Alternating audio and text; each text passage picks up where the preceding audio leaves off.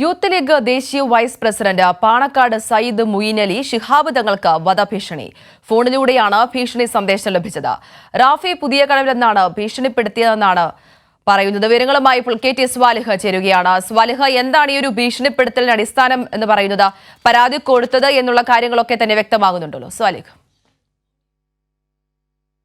ആ ഒരു ഭീഷണി സന്ദേശം അത് നമുക്ക് ലഭിച്ചിട്ടുണ്ട്. ആദ്യം മുതലേക്ക് നിങ്ങൾ ഈ പോക്ക് പോകുകയാണെങ്കിൽ നിങ്ങൾ വീൽ ചെയറിൽ പോകേണ്ട ഗതി നിങ്ങൾക്ക് ഉണ്ടാവും കേട്ടോ. നിങ്ങൾ നല്ലവർക്ക് ഒരു തങ്ങൾ കുടുംബത്തിലായതുകൊണ്ട് എല്ലാവരും ബഹുമാനിക്കുകയും സ്നേഹിക്കുകയും ചെയ്യുന്ന ഒരാളാണ്.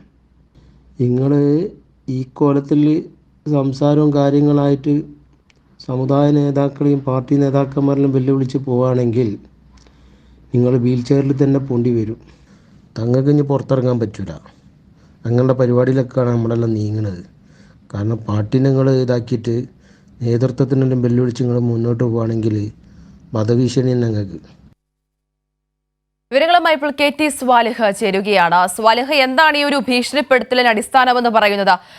ഒരുപാട് ഭീഷണിപ്പെടുത്തുകയാണെന്നുണ്ടെങ്കിൽ താൻ വീൽ ചെയറിലേക്ക് മാറേണ്ട ഒരു സ്ഥിതിയൊക്കെ ഉണ്ടാകുമെന്ന് ഈ പുതിയ കടവിൽ ഈ ഫോൺ സന്ദേശത്തിൽ വ്യക്തമാക്കുന്നുണ്ട്. എന്താണ് മനസ്സിലാക്കേണ്ടത്? പാണക്കാട് ഹൈദരലി ശിഹാബ് തങ്ങളുടെ മകനും യൂത്ത് ലീഗിന്റെ ദേശീയ വൈസ് പ്രസിഡന്റുമാണ് മുഈനലി ശിഹാബ് തങ്ങൾ.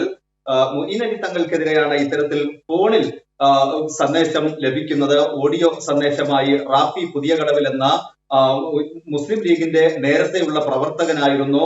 പതിവായി മുസ്ലിം ലീഗിന്റെ ഓഫീസിലെല്ലാം ഉണ്ടായിരുന്നയാളാണ്. ഇദ്ദേഹത്തിന്റെ ഭീഷണി വരുന്നത് നേതാക്കൾക്കെതിരെ വിമർശനം തുടരുകയാണെങ്കിൽ ഇത്തരത്തിൽ പരിപാടികൾ അലങ്കോലപ്പെടുത്തും, വീൽ ചെയറിൽ പോകേണ്ടി വരും എന്നൊരു ഭീഷണിയാണ് മുഈനലി തങ്ങൾക്കെതിരെ ഉണ്ടായിരിക്കുന്നത്.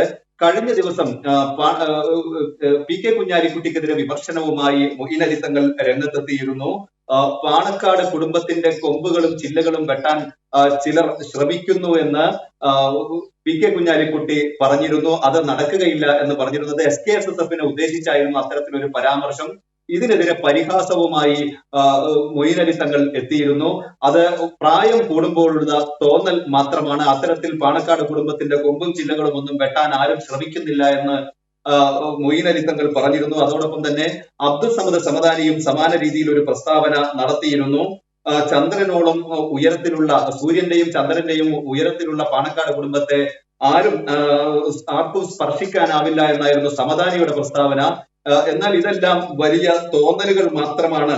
ആരും സൂര്യനെയും ചന്ദ്രനെയും ഒന്നും മറച്ചു പിടിക്കാൻ ശ്രമിക്കുന്നില്ല എന്നായിരുന്നു മൊയ്നലി തങ്ങളുടെ പരാമർശം.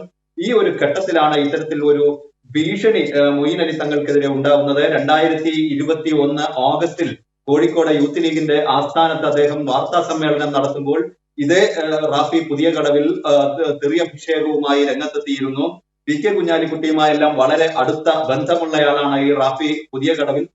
തുടർന്ന് ഇത് വലിയ വിവാദമായതോടെയാണ് ഇദ്ദേഹത്തെ പാർട്ടിയിൽ നിന്ന് പുറത്താക്കിയിരുന്നത്. പക്ഷേ ഇപ്പോഴും റാഫി പുതിയ കടവ് മുസ്ലിം ലീഗ് അനുഭാവിയായി തുടരുകയാണ്. ശരി, കെ ടി സ്വാലിഹാണ് വിശദാംശങ്ങൾ നൽകിയത്.